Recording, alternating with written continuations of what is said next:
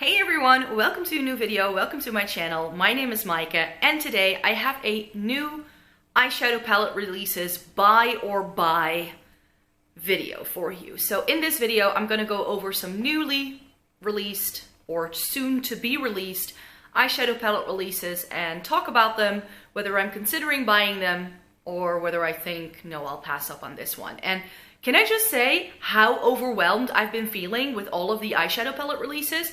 I think I last did a video like this in April and it's now June and there are like 30 plus palettes that I could talk about. There are even some palettes that I know are coming out that I don't feature here because I'm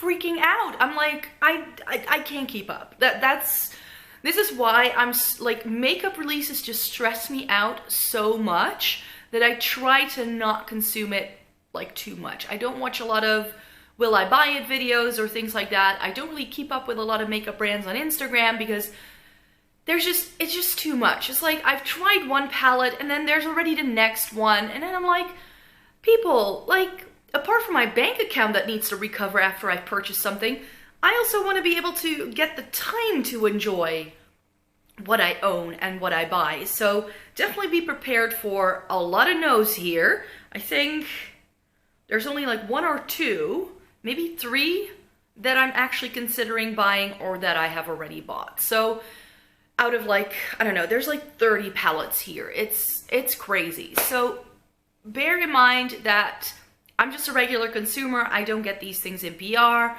So I'm coming at this from the perspective of like a regular consumer, you could say. And yeah, I'm just overwhelmed. I can't say anything about it. And before we get into the actual video, I wanted to point out, because I'm filming this video today, because I filmed 3 looks with the Juvia's Place Tri palette and I'm loving the look I did that I'm wearing right now. So I just wanted to point that out. So if you haven't seen that video yet, make sure you click the eye above, because I just thought I wanted to film this video right now so I can make the most of the makeup I'm wearing. So here we go. So the first palette I want to talk about is the Nabla, the Secret palette. This was released at the end of May, and that is one that I did buy already, and I have it. I just haven't been able to play around with it yet because I haven't had time to take pictures yet. So I've been like really bad, but there's like, it's been sitting there in my office waiting for it to be put on like on camera and like swatched and do all that so that I can start playing around with it. But I just haven't had the time yet. So I've had the palette for 2 weeks. And I just, like, this is what I mean. But it's a stunning palette. The minute I saw these pictures, I was like, it's got teals. So I knew I wanted to get that.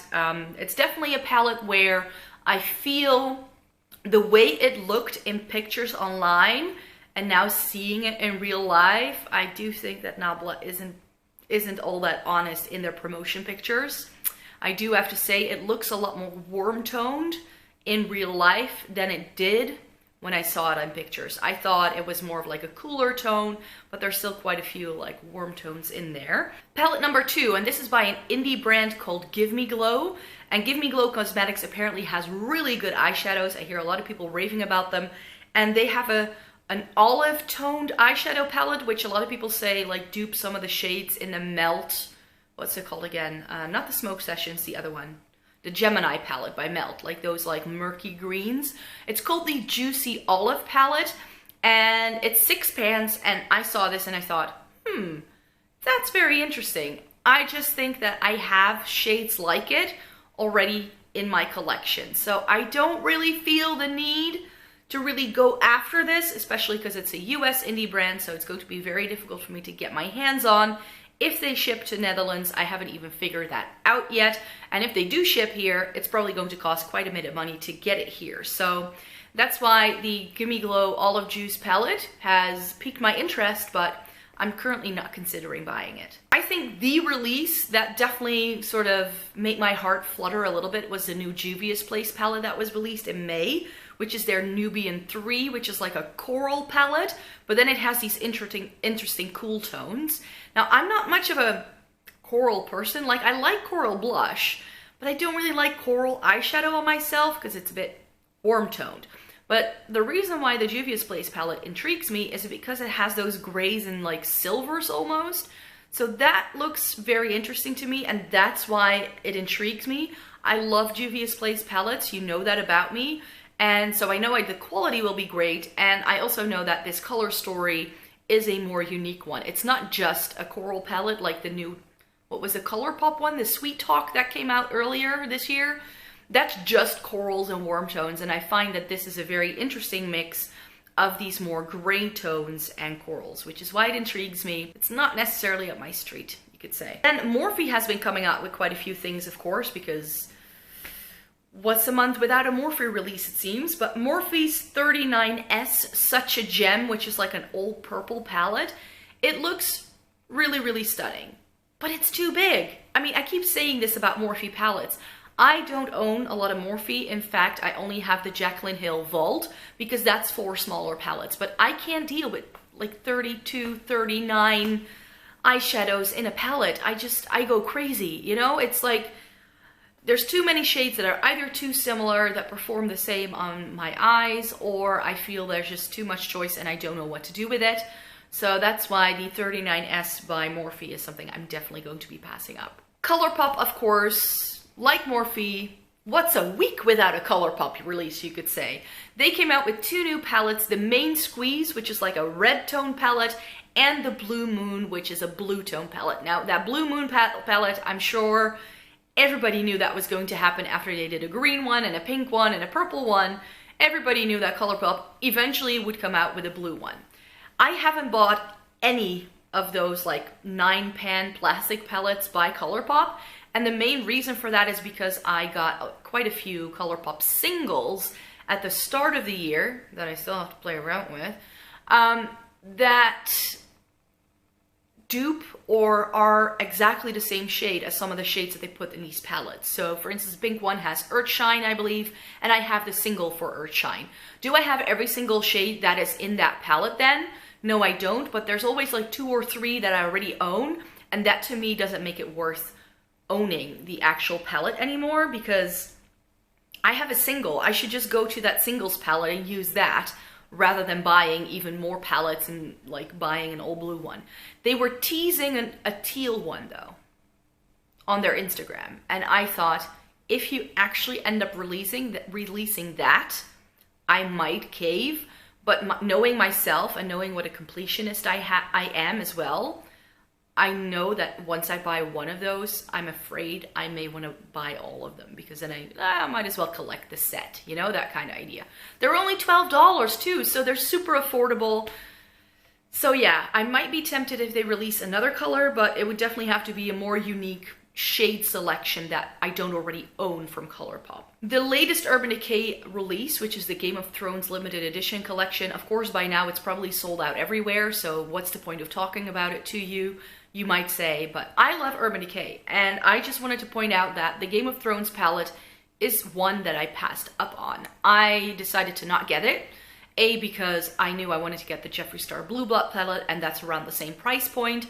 So I figured I wanted to go for that rather than the Game of Thrones one. And I did see the Game of Thrones because when I went in store to buy the Blue Blood, they already had a tester for the Game of Thrones palette in, and the girl at the store was kind enough to already show it to me and let me swatch a few things. And I found that some of the shades were a bit chunky, a bit gritty, and to be quite honest, the color story, it just didn't appeal to me. I'm not a Game of Thrones fan. I haven't seen a single episode. I've never read any of the books. I know, blasphemy.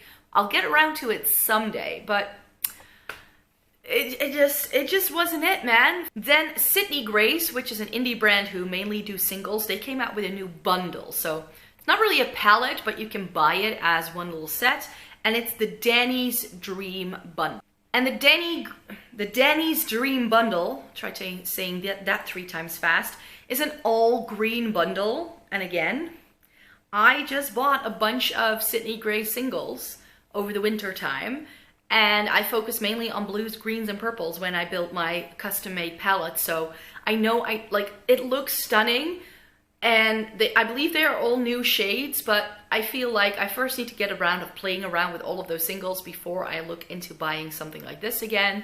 It looks like a stunning bundle, really. It really appeals to me. It's just, I think it, again, is something that I already own. Next palette I would like to talk about is the Certified Eternity palette. This is already out as well, and this is all pink and rosy tones, and you know I love my pink and rosy tones. Like, Naked 3 is one of my favorite palettes for a reason. However, I feel I have plenty of rosy tones in my eyeshadow palette collection.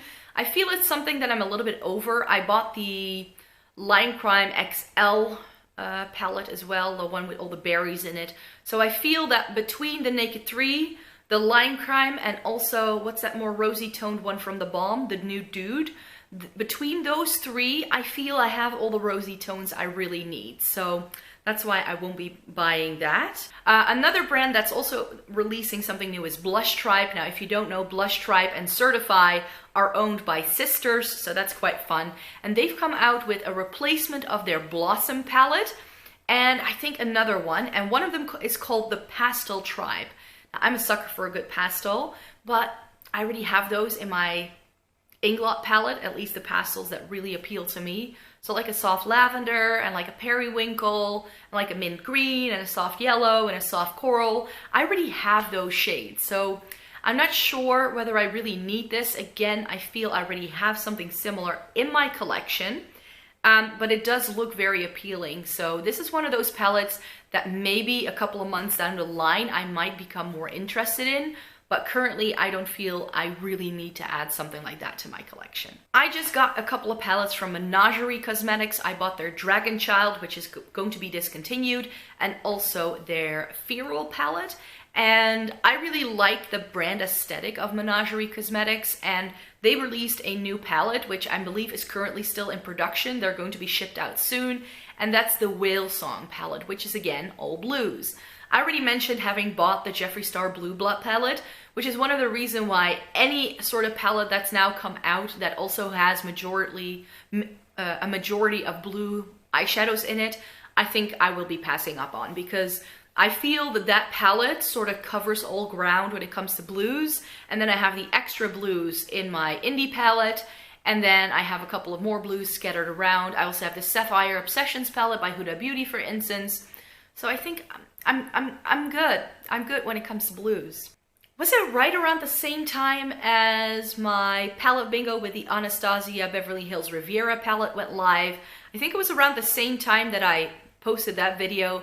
ABH already announced their newest, funnest, I don't know, limited edition Alyssa Edwards palette, and this is a collab. It's limited edition, and it looks stunning. But then I look at it, and I look at my Riviera palette, and I'm like, dude, they're pretty much the same thing. So I don't really feel the need to get this, even though it has some stunning like rainbow colors, which I think is great that Anastasia is now doing that as well. I just have other rainbow palettes that I already own. For instance, the Certified Tropical Wonders palette. That's a great all matte like rainbow palette that I feel just doesn't warrant me buying any other, really. Then another palette that I also saw some images of is the NYX Aquaria palette. This is another collab, and this palette looked quite interesting, but to be quite honest, the entire color scheme didn't really appeal to me. Yeah, so when I'm looking at the pictures of this one, the entire color story doesn't really make a lot of sense. I mean, I like that mint green, that looks to be quite nice. It's got a red and it's got a yellow, but the other ones are a bit bland.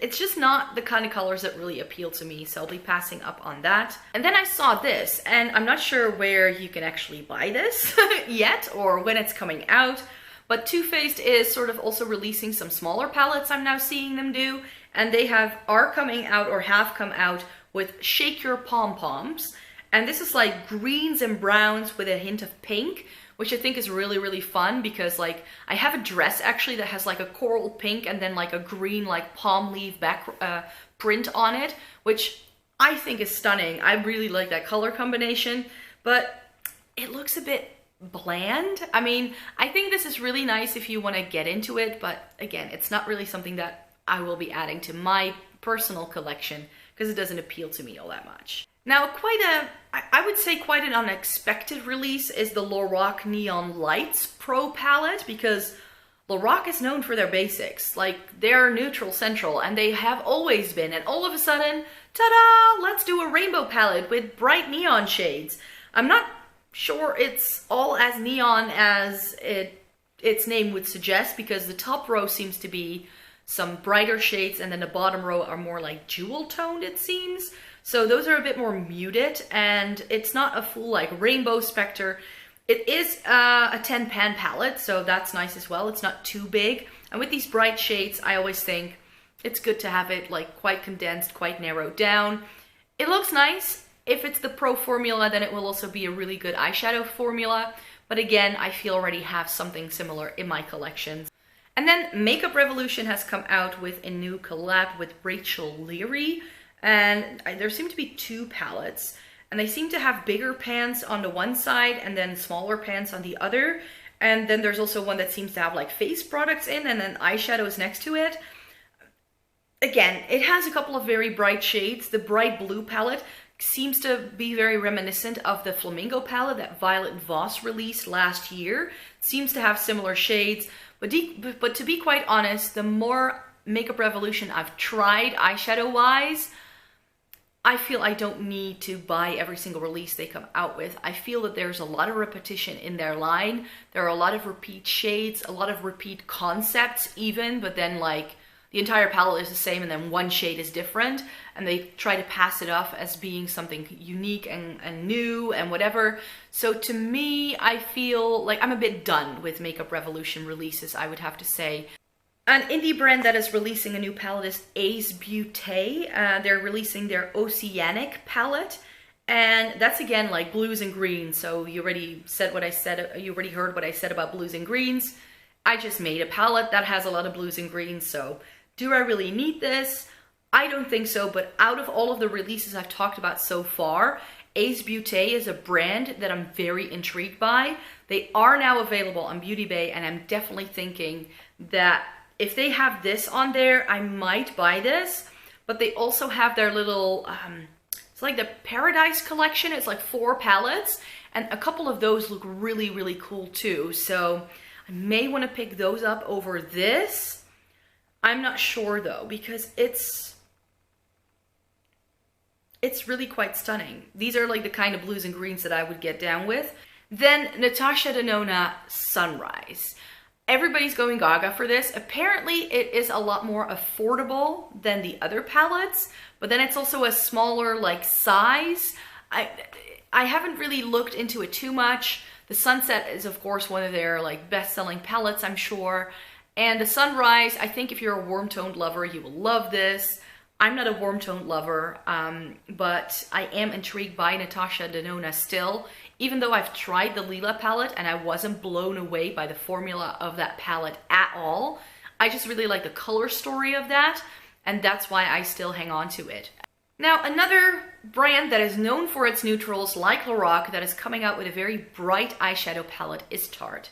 Tarte is finally getting the message that people are done with their like very basic sort of behavior. After teasing that Icy Betch palette that everybody was so excited for and then turned out to be an April Fool's joke, I'm pretty sure that Tarte has learned their lesson and that they need to branch out, and that the makeup community right now really is just into brighter things, and that we feel we've all seen every neutral on the planet by now. So every brand seems to now be coming out with bright palettes, and they are coming out with the Let It Rainbow eyeshadow palette. It comes with like a pink and a purple, a couple of aqua bluey shades, and then some warm tones with like a red, an orange, and a yellow. I think it covers the entire spectrum of the rainbow for the most part. It could do with a nicer green, I think, and also like an indigo. That would have been nice, because it's very like it's mid-tones all the way with this. So it's a bit of a shame because you don't really have anything dark there that can really like deepen up the look. So again, the Tarte Let It Rainbow, I already mentioned having a great rainbow palette in my Tropical Wonders palette, so I'm going to be passing up on that. And then I think quite a lot of people are talking about these next palettes, and those are the Huda Beauty Neon palettes. I'm not sure if they're called Neon Bomb or Neon Vibe, but there are 3 of them. There's like a pink one, more of an orange one, and like a bright like neon yellow, like this like between green and yellow almost. And these look really nice. The small Huda Beauty palettes are absolutely stunning, at least the ones that I have, I really enjoy. I have the Sapphire, I have the Emerald, and I have the Amethyst, as well as the Electric Obsession, so I have 4 of those already, and I really like them, but I'm looking at this and I know how problematic neon eyeshadows can be, and you know, sometimes it helps to not just chuck out all of your makeup, because I still have my Sleek Makeup Acid palette, and it contains a couple of neons too. So I think if I want to use a neon, I already have something like it, and I don't have to buy a Huda Beauty palette to make that happen. And then rainbow palettes galore, it seems to be. So Lorac, Tarte, there are so many rainbow palettes coming out. And now Morphe is coming out with the 25L Pride palette, which they are releasing specifically for Pride Month. And while I really like the idea behind it, of also money of this palette going towards charity and all of that, I like that. But I did think for a minute, so after Halloween, after Valentine's Day, we are now going to commercially cash in on Pride Month. Like, we're going to cash in on people's sexuality. I'm like, no, you know, it just feels very wrong to me to be doing something so deliberately to celebrate Pride Month. Well, there are so many other gorgeous rainbow palettes already on the market that I feel that this is a bit superfluous. Again, it's 25 shades. I know I won't use this. It's Morphe. It's too big. No can do.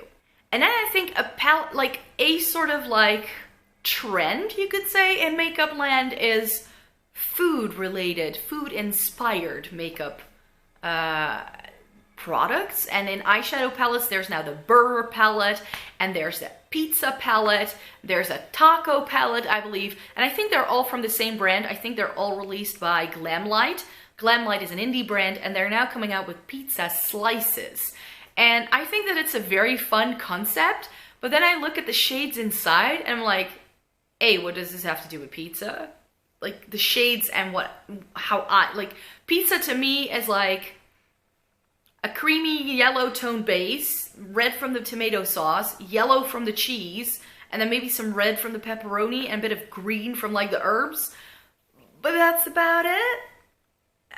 So I don't really get the color story with the food that it's trying to represent. And I think that, you know, then you have a big pizza slice. How are you going to store that? Like, it's just not, I think it's a bit gimmicky. Let's put it that way.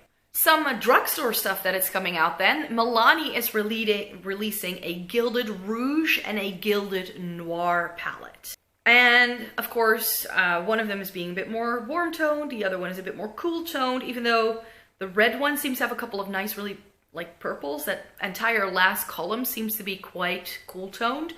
To me, these don't really appeal. To be quite honest, they seem to be very shimmery from the pictures. I'm not sure if that's the case. We'd have to see these in real life. I do really like the packaging of these though. Like Milani and their packaging has really gone up a notch, I would say. And I think these look really stunning. But the color stories just don't appeal. Then there's Melt, who are coming out with a new palette called the Impulsive. It seems to be a little bit of like a book style packaging. And again, I knew the minute I started seeing swatches of this and I started seeing it on Instagram, I was like, oh, Melt has a new palette. What does it look like? Oh, a lot of warm tones. No, thank you. So for me, that is also just not something I am down with. So there's this one side that has more of like the warm tones, and then the other side more like the cool tones. And they look stunning. I just don't really see myself using this a whole lot, to be quite honest. And then another Morphe palette, because as I said, I got completely overwhelmed. I was like, no, not again, you know, I can't keep up. And that is their new 35H Hotspot Artistry palette. And this has, again, cool tones on the one side, warm tones on the other side, bunch of neutrals. Very Morphe. It looks cool. I just, like, my eye is drawn immediately to those grays and those blues and that, like, aqua shade that is in there. But then the right half of the palette, I'm like, no. So for me, again, 35 shades, like, I sound like a broken record, but 35 shades, it's too much. too much, I can't deal, won't be purchasing. Now, a brand that I've never tried, but that I still, like, I'm an R about buying something from the brand to try them. And the brand I'm talking about is Juvia. And Juvia is coming out with a new palette called Tan Lines.